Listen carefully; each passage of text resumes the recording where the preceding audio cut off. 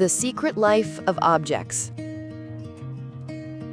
Liquid paper, a typist's $1,000,000 secret.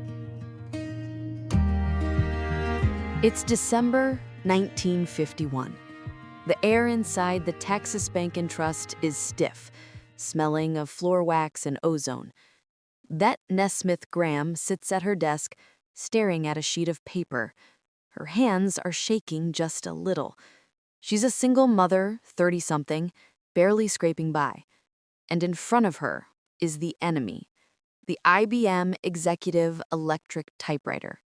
Wait, the typewriter is the enemy? I thought those were supposed to make life easier. Faster, yes. Forgiving, no. This is the secret life of objects. See, the old ribbons were fabric. You could erase the ink. These new ones used a carbon film. If you tried to use a pencil eraser, it didn't lift the ink. It smeared it. A black, ugly smudge right across the page.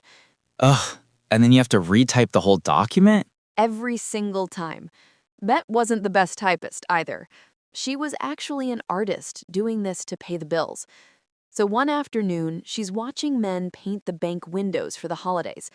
She watches a painter make a slip with a letter, and then he just flicks his wrist. He doesn't scrape the glass. He paints over it. That makes sense. You can't erase on glass. Exactly. Bette thinks, I am an artist. Why am I digging holes in the paper trying to remove ink? That night, she goes home to her kitchen.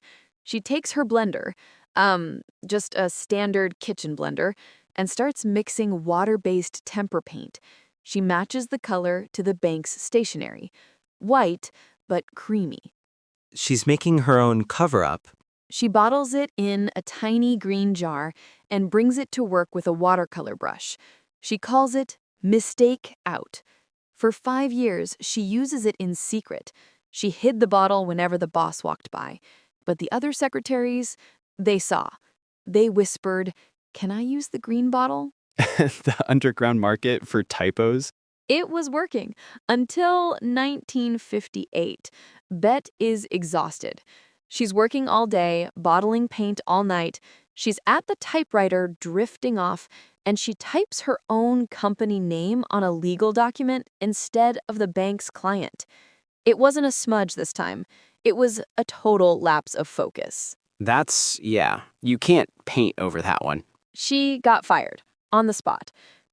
It felt like the end. She was unemployed with a son to feed. But that firing was the only reason she stopped being a secretary and started being a CEO. She renamed the company Liquid Paper. By the time she sold it to Gillette, that little kitchen experiment went for nearly $48 million. Wow, from a smudge to 48 million? She always said the secret wasn't about being perfect. It was understanding that errors are just part of the canvas. You don't have to erase the past. Sometimes you just need to brush over it and keep typing. Ignite your muse with drops of inspiration. Search Musedrops.